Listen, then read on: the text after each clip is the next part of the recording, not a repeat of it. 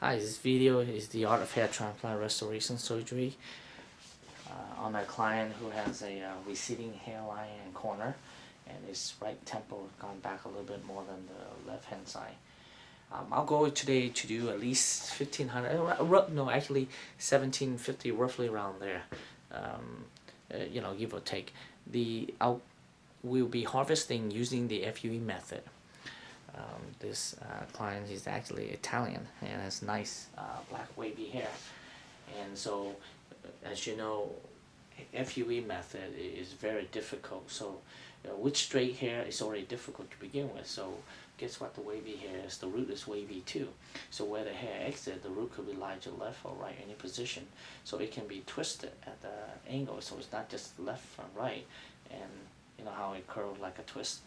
And so with my invention, the DFC technique is the Diep FUE Curve technique. Is the most advanced FUE technique that's put to predict where the curly root lies underneath the scalp and go in at a precise angle and harvest that out. And that's why I'm one of the very few surgeons in the world can using the FUE method harvest on black curly hair, black African curly hair, and so wavy hair is fine, and we can do it for straight hair as well. For this client, he's actually a perfectionist when it comes to the hairline, and so I can tell in all the detail when I talk to him. We had quite a bit of conversation few time to find the perfect hairline for him. And today, this is how his hairline is. If you know, from the mid eyebrow to the hairline, on average, it's around 7.5 to 8.5 centimeter for Caucasian, and for Asian and black, it's around 6.5 to 7 centimeter. And for Hispanic, you can go from 7 to 7.5. And this patient, actually, we did a little bit high. His is somewhere around in the 8 centimeter. And then, you know, the more narrow the face, the more curved back the hairline is. The more round the face, the more flat the hairline is. As you can see, if you can turn this way, his actually had a crescent hair loss pattern, went backward. So on average, from the midpoint to the side is 7 to 8.5 centimeter, and from the midpoint to the left side is 7 to 8.5. His is naturally the left hand side didn't recede back, so we measure from the midpoint to the left side, left temple is 8.5. So then with that in mind, we measure from the midpoint to the right side, and this is 8.5 where it is. And so we connect the line, and we try to copy the exactly same angle from the left side to the right, and then fill it in. There's something like this is around 150 grafts to be precise. Sometimes it's a little bit more, depending how big the temple we had to work with.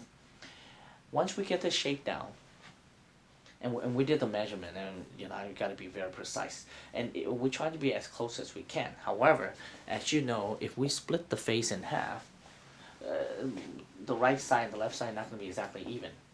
And the idea is you can come close, but the main idea is imperfectionists lead to more naturalness. And that's the phrase I use that quite a bit, because you don't want to be too exactly even where it doesn't look natural. Because naturally, you know, in nature, we're not going to have exactly perfectly both sides even. So a little bit imperfectionists lead to more naturalness. And again, so once we get the shape down, we will zigzag, no hairline straight. And we talk about the idea of soft hairline and tight hairline. The soft hairline has a bigger zigzag, and we'll put a lot more root that goes single hair and make it the hairline very soft and natural. And then the tighter hairline is a smaller zigzag.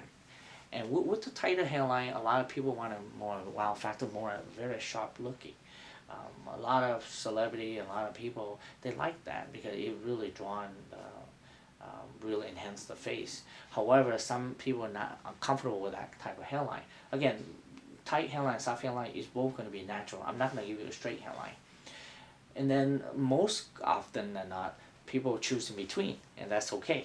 And so we don't want it too soft, and you don't want it too tight.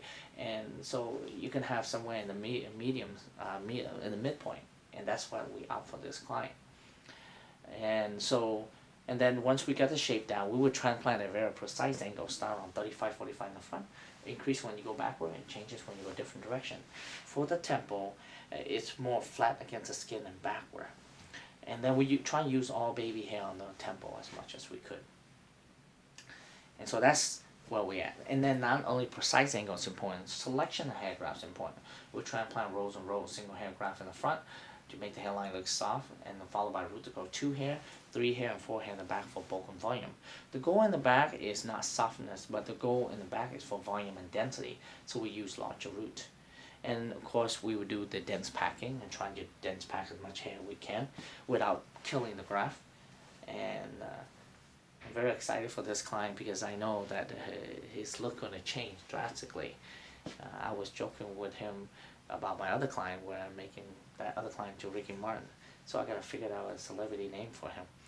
But rest assured we will be using 1750s, roughly around there, and trying to dense pack as much as we could. And then we were doing a follow-up video a year later, and for him to see the audience to see how his transformation is, and hopefully by then he's brave enough to show his face. I'll try to convince him next year. Thank you.